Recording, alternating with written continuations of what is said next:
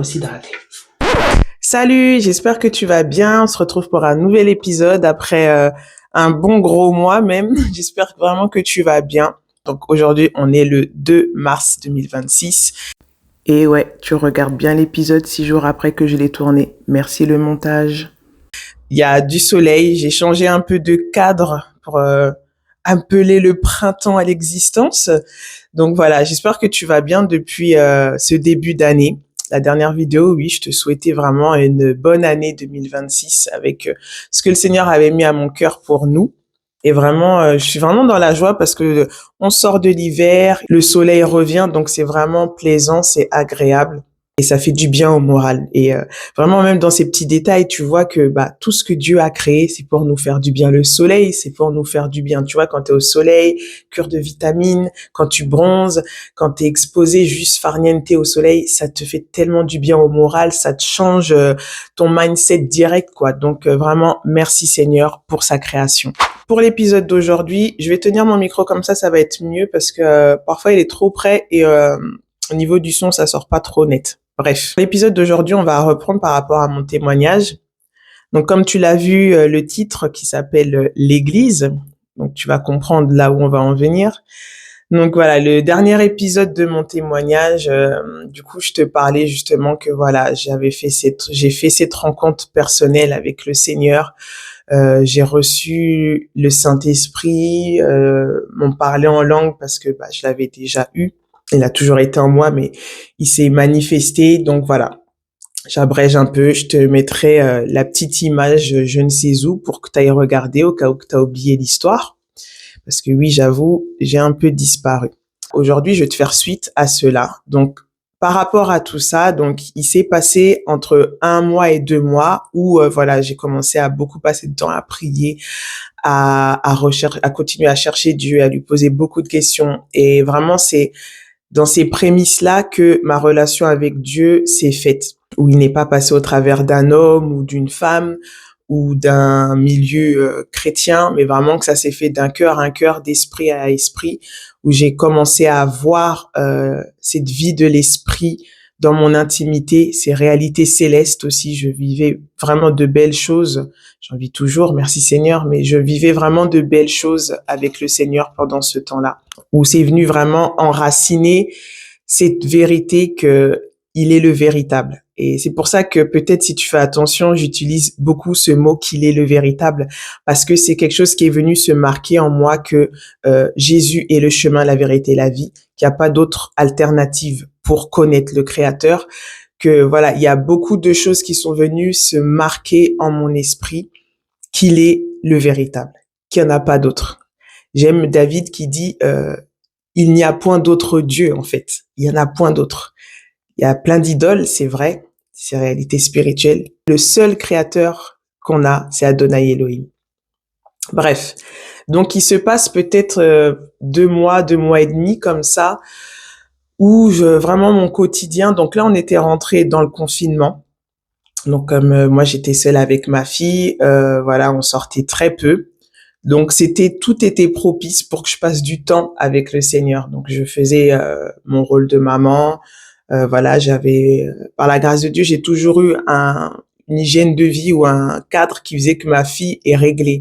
Elle se lève environ à telle heure. Puis voilà, ma fille, c'est une dormeuse dans le sens qu'elle me faisait c'est pas un bébé qui se lève à 7 heures, elle se levait au moins à 10 heures, en petit-déj, on fait une activité, on mange, sieste, après activité, après la sieste. Enfin bref, on avait des journées assez organisées, entre guillemets.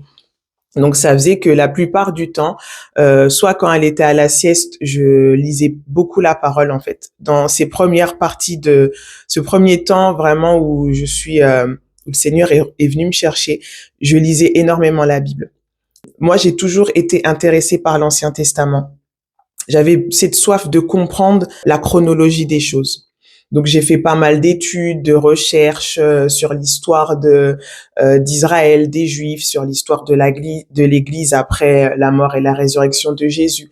Voilà, je me suis beaucoup documentée et en même temps, vu que j'étais à la maison quasiment tous les jours, on sortait juste pour les courses, tout ça, ou pour aller un peu dans le parc en bas, mais Je regardais beaucoup de vidéos aussi sur YouTube, beaucoup. En fait, j'avais cette soif de comprendre la création, tout ça, mais d'une profondeur. Il y avait vraiment cette soif en moi de méditer la parole, mais pas juste la méditer pour avoir des révélations, mais pour comprendre, pour moi-même avoir des réponses à mes questions. Et le Seigneur m'a énormément conduit dans ce processus-là, ce qui faisait que les choses ne faisaient que s'enraciner en moi qu'il est le véritable. Parce que tout ce que je lui demandais, il me répondait ou il me conduisait au travers un passage dans la Bible, il me conduisait toujours pour que j'ai la réponse. Donc, cette intimité s'est développée, a fructifié comme ça jour après jour. Et au bout de ces 2 mois et demi, comme je te l'ai déjà partagé dans mon background, moi, tout ce qui était l'église, tout ce qui était les assemblées, pour moi, c'était terminé. J'allais faire ma vie avec le Seigneur en one-to-one, solo, date avec mon papa, ça me suffisait. J'étais contente de vivre ainsi, en fait. Ça me dérangeait pas. J'avais et j'ai cette assurance de lui appartenir. Donc, ça m'intéressait pas en fait. Et à cette période-là de ma vie, je n'avais plus aucune fréquentation d'amis. Les seules personnes que je voyais, c'était les membres de ma famille et c'est tout. Donc, qu'est-ce que je pouvais plus savoir? J'avais le Seigneur avec moi, tu vois. Et du coup, voilà, on est un soir comme ça. Donc, c'était beaucoup le soir. Une fois que je couchais ma fille, je passais vraiment du temps à écouter Dieu, à prier en langue et juste être dans une disposition d'écoute. Et un jour, comme ça, un soir, je suis là en train d'écouter Dieu, de lui parler. Et là, le Saint-Esprit me dit, Michel, tu ne peux pas rester seul. Et quand il me dit ça, je ne comprends pas. Je lui dis, mais je suis pas seule, je suis avec toi, on est bien, tu vois. J'essaie de gratter un peu. Je lui dis, mais seule, comment ça seule, tu vois. Donc au début, dans un premier temps, je croyais qu'il me parlait d'avoir un compagnon de route, qu'il me parlait d'une union. Moi qui sortais d'une relation déjà du père de ma fille, qui était encore c'était encore un sujet très sensible émotionnellement. Je voyais pas pourquoi il voulait me parler de ça. Donc au début, je prête pas attention, je dis juste mais non, je suis pas seule, je suis avec toi, je suis bien, tu me suffis, ainsi de suite. Et petite parenthèse, tu sais, j'étais consciente de ma blessure émotionnelle par rapport à ma relation sentimentale, à cette relation que j'avais eue avec le père de ma fille, à toute la destruction que mes relations avec les hommes avaient eue en moi. J'en étais consciente. Mais tu sais, avec Dieu, c'est ce que j'aime. Il est le maître. C'est celui qui mène la danse, tu vois. Donc, toi, aujourd'hui, tu sais les problèmes que tu as, mais lui, il sait le processus qu'il va faire pour te sortir de chacun de tes problèmes. Et quand je dis te sortir de chacun de tes problèmes, c'est-à-dire que toi, tu vas venir à Dieu et te dire, ah Seigneur, voilà, les hommes, ceci, je suis blessé, quin. Il va dire, oui, je sais, mais pour l'instant, on va s'occuper d'autre chose, tu vois.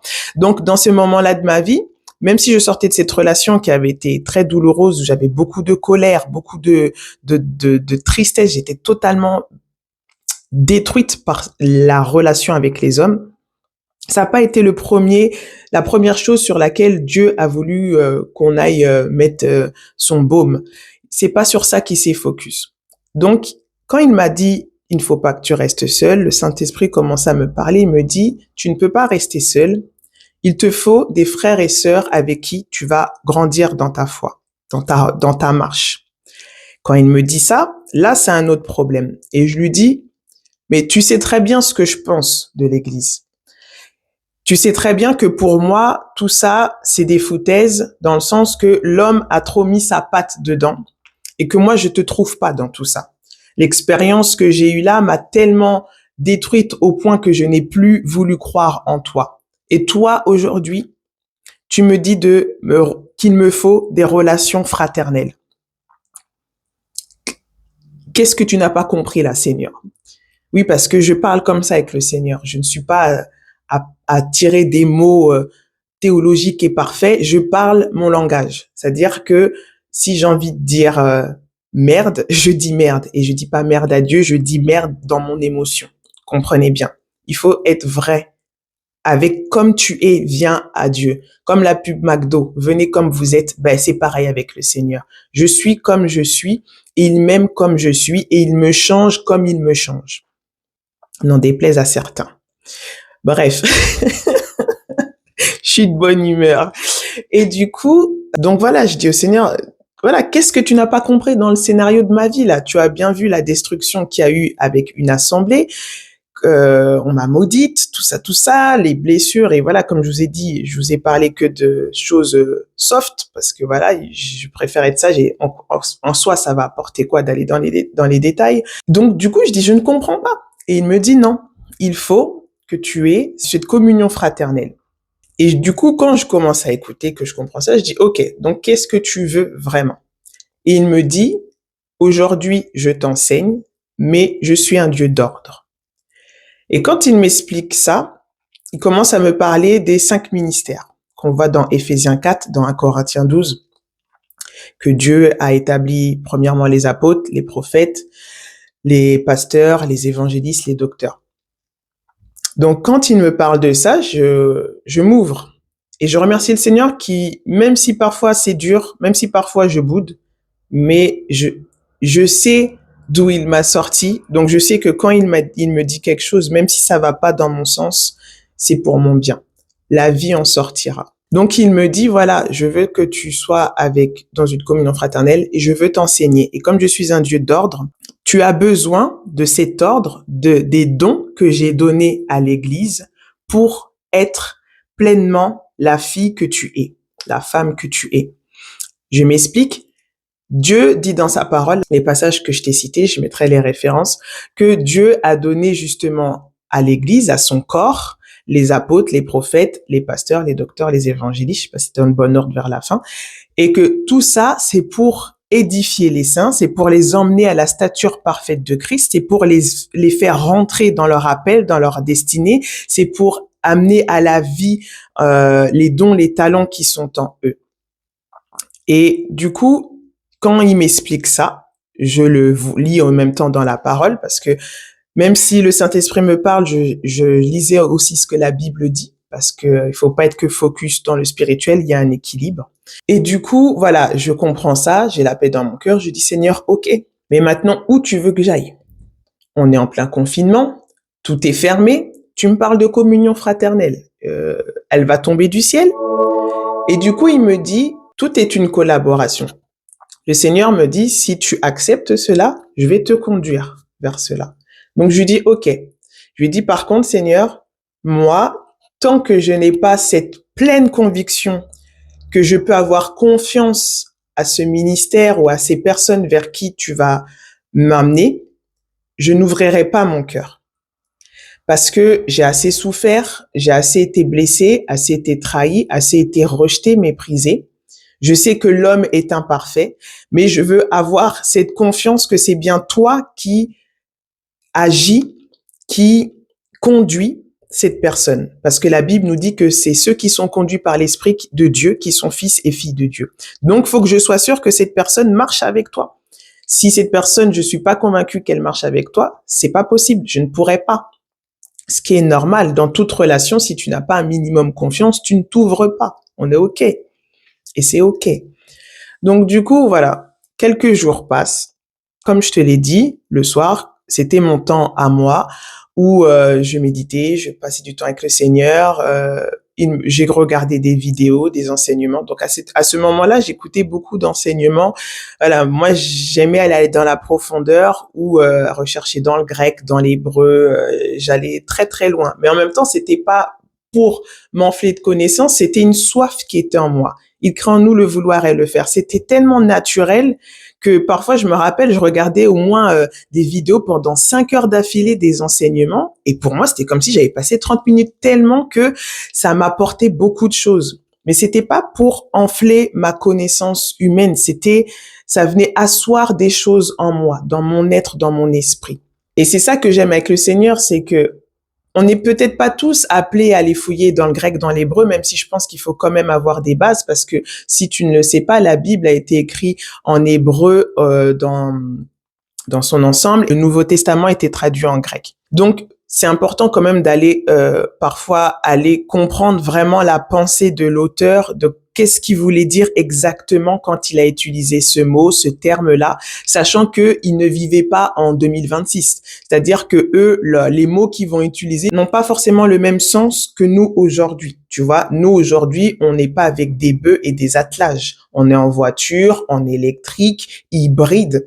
Eux, ils sont pas avec ça. Donc, tu vois, il faut comprendre le contexte historique. Il faut comprendre, voilà, la pensée par rapport à comment ils vivaient, comment ils fonctionnaient, etc., etc. Mais encore une fois, tu fais comme tu veux. Moi, j'avais cette soif de comprendre les contextes historiques, ce qui se passait, qui gouvernait à l'époque des Romains, machin. Voilà, j'avais besoin de comprendre ça et ça m'a fait du bien.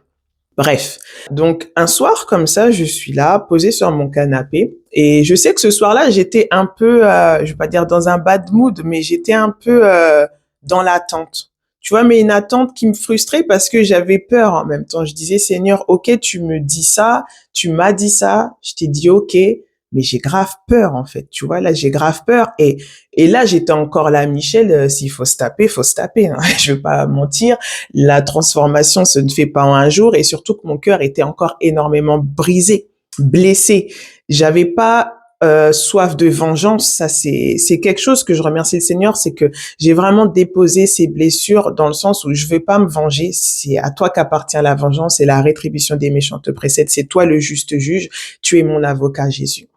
Mais c'est en mode, je ne laisserai plus personne se foutre de ma gueule. Et je dis bien le terme se foutre de ma gueule. Peut-être que ça peut te choquer, mais c'était exactement ce que je pensais. J'avais tellement accumulé de blessures, de souffrances, de méchanceté, et surtout dans le milieu chrétien. À ce moment-là, je disais, aujourd'hui, je t'ai rencontré, Seigneur. Je ne laisserai plus personne me séparer de toi. Je ne laisserai plus personne. Et s'il faut que je me batte pour cela physiquement, je vais me battre. Il n'y a pas de souci. Tu vois, c'était pas une prétention de savoir se battre. C'était, tu vois, tu sais, c'est comme quand tu as trouvé un trésor, quand tu as trouvé un butin qui est tellement que tu dis, mais ça, j'ai ça toute ma vie, je suis bien, toute ma vie. Mais tu vas te battre, tu vas aller mordre s'il faut mordre. Et là, j'étais dans une telle détermination que j'ai rencontré mon Créateur. Je ne laisserai personne me faire douter de lui. Je ne laisserai personne me faire croire qu'il n'est pas ce qu'il est. Même si le processus a pris du temps pour, comme je disais, j'étais encore beaucoup blessée. On verra ça dans d'autres épisodes. Bref, donc du coup, ce soir-là, j'étais un peu dans une attente, mais en même temps frustrée, et en même temps j'avais peur, et en même temps je disais, mais Seigneur, mais est-ce que vraiment je peux avoir confiance si tu me conduis vers quelqu'un? Voilà. Maintenant, ce soir-là, je suis posée, j'étais sur YouTube, j'étais en train de scroller YouTube, je sais pas si ça se dit, mais j'étais en train de scroller, et là, je tombe sur une vidéo. Je vois un homme qui est en train de parler de son témoignage. Donc, j'essaierai de voir pour vous mettre le lien de la vidéo en question dans la barre d'infos. Je regarde, donc je scrolle et puis je tombe sur cette vidéo et je vois un homme qui parle. Avant que j'aille plus loin, il faut que je te dise quelque chose de très important pour t'expliquer à quel point Dieu, il fait tout dans les détails. La première assemblée que j'avais connue, de mes 17 à mes 21 ans, presque 22 ans, c'était une église, je mets les guillemets parce que je sais pas comment le dire, mais pour que tu comprennes ce que je vais te dire, c'était une église africaine. Beaucoup de personnes, 80% majoritairement des personnes étaient africaines. Donc, black face, voilà quoi, on s'est compris. Donc, moi, j'avais dit au Seigneur, quand j'avais dit, OK, je vais bien reprendre, parce que je sais qu'il y a ton église, je sais que l'église de Christ existe et que je suis pas tombée avec des bonnes personnes. Et je lui disais, OK, je veux bien, mais je te demande une chose. Et ça, c'était quelque chose que j'avais mis en rouge, tu vois, rouge surligné en gras, entouré, tout ce que tu veux. J'avais dit, Seigneur, je te demande une chose. Je ne veux pas me retrouver avec des personnes africaines. Et tu vas te dire, mais Michel, tu t'es vu? Oui, je me suis vu. Je sais que je suis black. Je suis moi-même africaine dans ma chair parce que je ne vis pas selon la nationalité de ce monde. Je suis enfant de Dieu avant tout. Je fais partie du royaume céleste. parce que je suis un esprit avec une âme dans un corps. Et bref, et du coup, donc, je lui avais dit ça. Et j'aime le Seigneur parce que il prend en compte les choses. Et c'était pas une exigence, c'était parce que pour moi, ce type d'assemblée-là m'avait tellement dégoûté. Comprenez à ce moment-là, en 2020, du coup, je parlais avec un cœur blessé, un cœur meurtri. Il y avait eu encore, il y avait une image négative de beaucoup de choses par rapport à ces blessures-là. Donc, je lui dis, moi, je ne veux pas avoir affaire à une église encore type africaine. Je ne veux pas avoir affaire avec tout ce que j'ai connu là, parce que si tu me ramènes dans ça, c'est que tu me respectes pas, c'est que tu n'as pas pris considération de ce que j'ai vécu. Mais comme je veux croire que tu es un papa d'amour, je te dis les choses maintenant, on va bien voir. Et j'ai mon libre arbitre dans tous les cas de dire oui ou non, là où tu me conduiras. Donc ce soir-là, je reviens, je suis sur mon canapé, je suis en train de regarder YouTube, de scroller YouTube, et je tombe sur une vidéo. Je crois que j'étais pas dans j'étais pas dans la page d'accueil, j'étais dans, tu vois, les shorts là, les petites vidéos. Je tombe sur une vidéo où je vois un homme qui est en train de parler de son témoignage. Et en fait, je sais pas pourquoi, mais quand je vois la vidéo, je m'arrête. Et tu sais, il y a quelque chose qui est vraiment, je remercie le Seigneur pour cela, il m'a donné cette sensibilité spirituelle. Au début, je la ressentais, j'avais plus cette sensibilité pour les choses négatives, malheureusement. Mais plus je passais du temps avec lui, plus je savais sentir sa présence, sentir l'atmosphère angélique, sentir l'onction, comme on le dit. Je m'arrête sur cette vidéo. Il y a quelque chose ça s'arrête, tu vois, ça s'arrête. Là, juste, je m'arrête et je commence à écouter. Je clique sur le lien qui m'emmène à la vidéo complète. Et là, en fait, je vois un homme qui est en train de parler de son témoignage, de comment il a rencontré Dieu personnellement. Comme tu l'as vu dans mon témoignage, j'ai un arrière-plan avec de l'alcool, avec de la drogue, une vie de violence, tout ça. Et en fait, dans le témoignage de cet homme, il parle que lui aussi, il a un arrière-plan avec la violence, avec la drogue, avec un mauvais rapport avec le père, tout ça, tout ça. Son témoignage, en fait, me touche. Mais il me touche pas d'une manière dans mon âme où, ah oui, ça me parle. Il y avait ça, mais ça me touche d'abord spirituellement. Parce que quand je l'écoute parler, j'étais sur mon canapé, avec les lumières tamisées, j'avais juste la lumière de la télé, une petite lampe allumée. Et en fait, je suis sur mon canapé et quand il parle, plus j'écoute le témoignage, plus je sens une présence de Dieu dans ma maison. Il y avait toujours Dieu qui était là, mais là, je sens quelque chose comme si ça me tombe dessus. Et je me mets à pleurer. Pendant qu'il parle, je me mets à pleurer. Je me mets à crier. Et en fait, j'étais avec un plaid, j'avais pris mon plaid et je criais dans le plaid parce qu'en fait, je sentais que ce qui se libérait à ce moment-là au travers de son témoignage, ça venait briser des choses dans ma vie. Comme dit la parole, l'onction fera éclater les jougs, brisera les jougs. Pendant qu'il libérait son témoignage dans cette vidéo, il y a des choses spirituellement qui lâchaient en moi. Il y avait, même au niveau de mon cœur, c'est pas forcément que des esprits, des démons, non, c'était au niveau de mon cœur. Il y avait des choses qui étaient en train de se libérer. Je ne sais pas exactement quoi, mais je sais qu'il y a eu de grandes libérations. J'ai énormément pleuré. Et quand la vidéo coupe, en fait, j'arrête la télé et en fait, je continue de pleurer et je parle avec le Seigneur. Voilà, je lui parle, je lui dis des choses. C'est comme si, en fait, au travers du témoignage, il y a des choses qui étaient même dans mon cœur, qui étaient encore verrouillées par les blessures, par les offenses, qui se sont libérées, que j'ai pu exprimer à Dieu. Des souffrances enfouies qui se sont débouchées, comme c'est des puits qui se sont débouchés.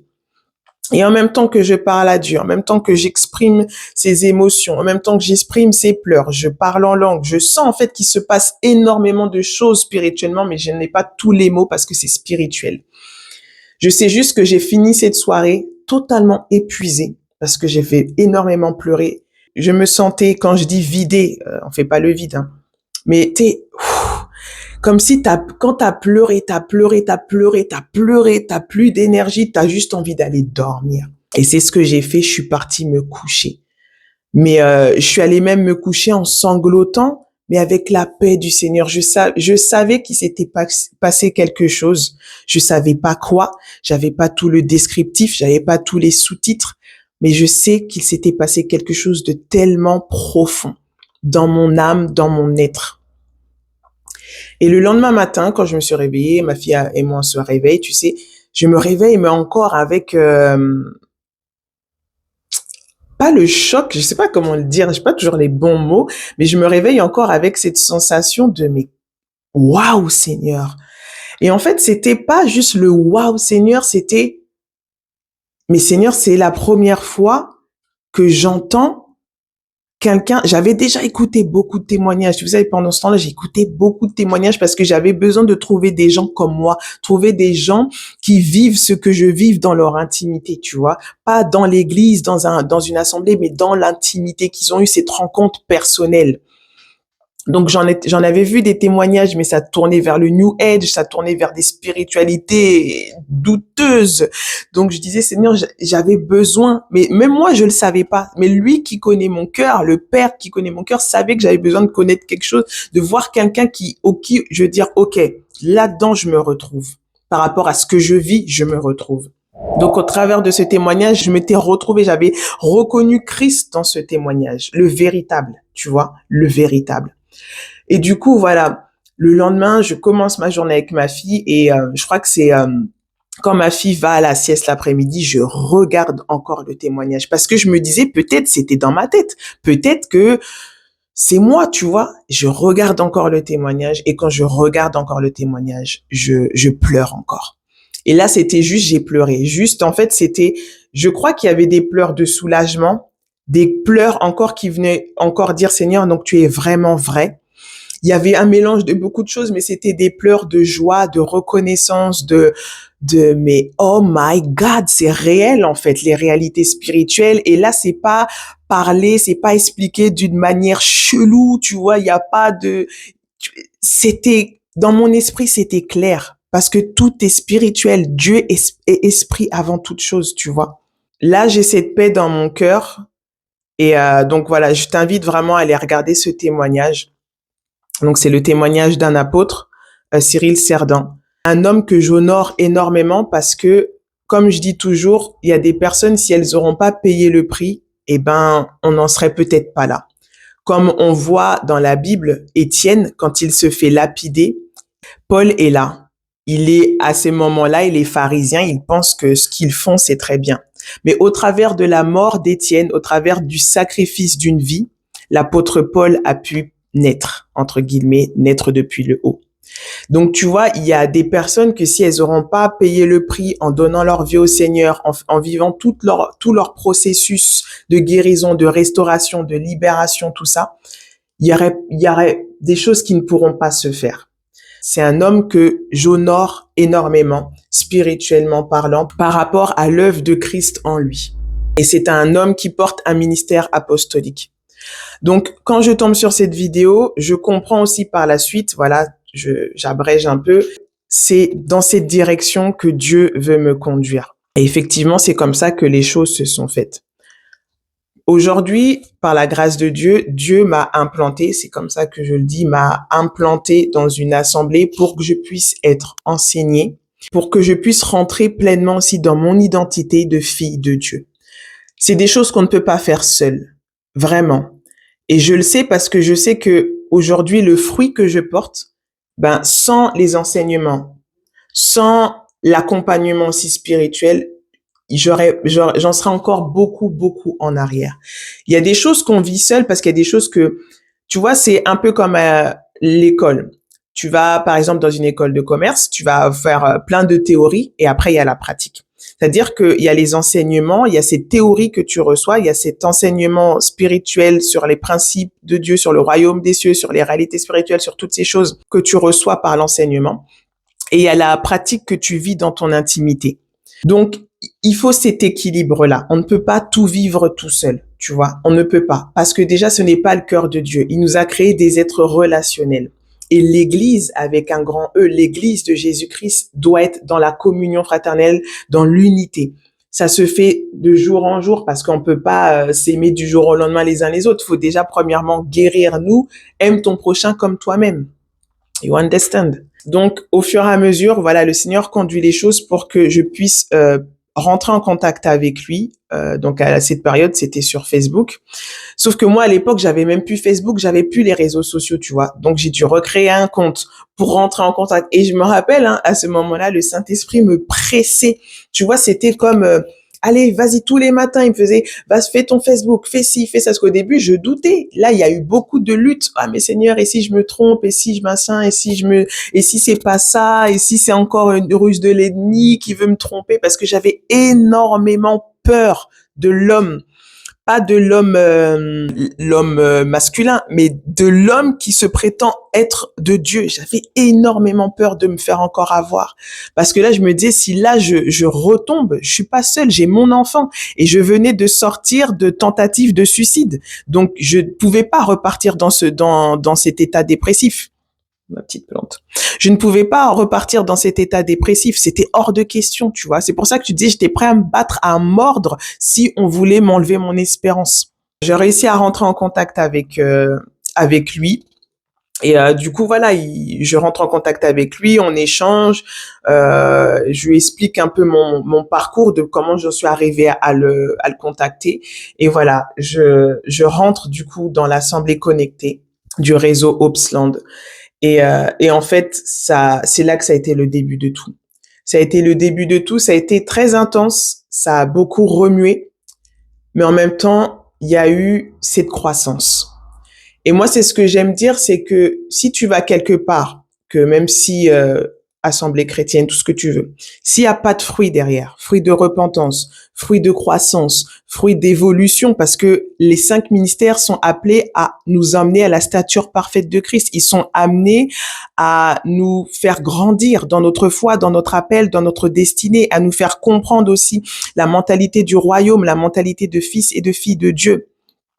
S'il n'y a pas tout ce fruit-là en toi, dégage, cours, vraiment cours, sauve ton âme.